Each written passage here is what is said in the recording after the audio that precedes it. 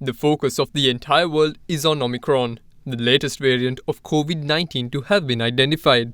And with it is good reason, as the World Health Organization has already categorized it as a variant of concern, with one immunologist speculating that the new variant could be 500% more transmissible than the feared Delta variant. The variant first found in South Africa is now found in 8 other countries, including the United Kingdom, Italy and Germany. Certain countries have already banned travelers from African nations and have tightened public health and safety guidelines. UK PM Boris Johnson announced yesterday that from today it would become mandatory for people to wear face masks when travelling in public transport. Meanwhile, Israel became the first country to close their borders in light of the discovery of the new variant to all countries. The Israeli Prime Minister said that the move will be in place for at least 14 days. Sri Lanka is also one of those countries to have closed the borders for some African nations, so far 6 in total. But the Sri Lanka Medical Association has resigned to the eventuality of the virus entering the island, saying it's just a matter of time.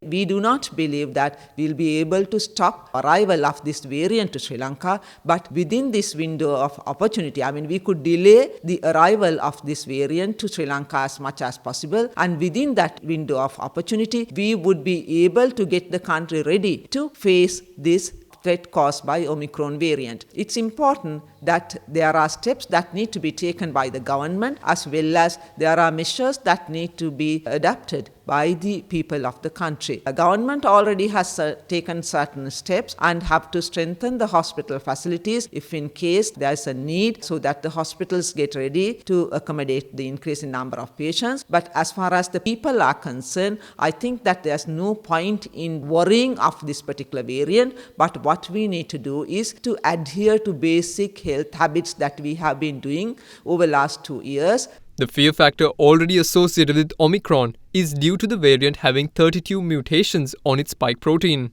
The spike protein is targeted by vaccines, and it is the spike protein that the virus uses to enter the body. Experts believe that this could well mean that the variant is capable of evading the vaccine-induced immunity and be more transmissible.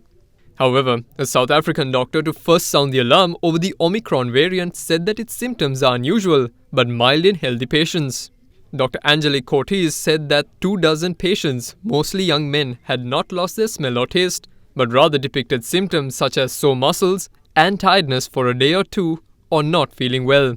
Nevertheless, she cautioned that the situation could be very different in the case of older people or those with various comorbidities, as they could be worse affected. Meanwhile, Pfizer and BioNTech says that they expect to have laboratory data on how its jab performs against Omicron in 2 weeks' time. They say that they can adapt their mRNA vaccine within 6 weeks and start shipping batches within 100 days if an XKP variant is identified. But experts say that since transmission is inevitable, boosting immunity via vaccines and through natural means is the best way forward.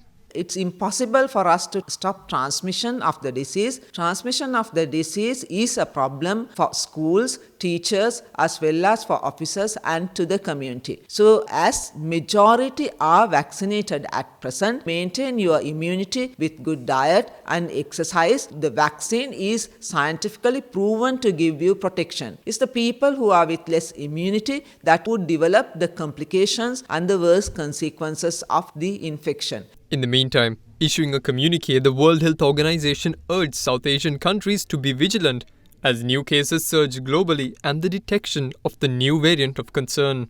The regional director for Southeast Asian region of the WHO says that comprehensive and tailored public health and social measures to prevent transmission must continue.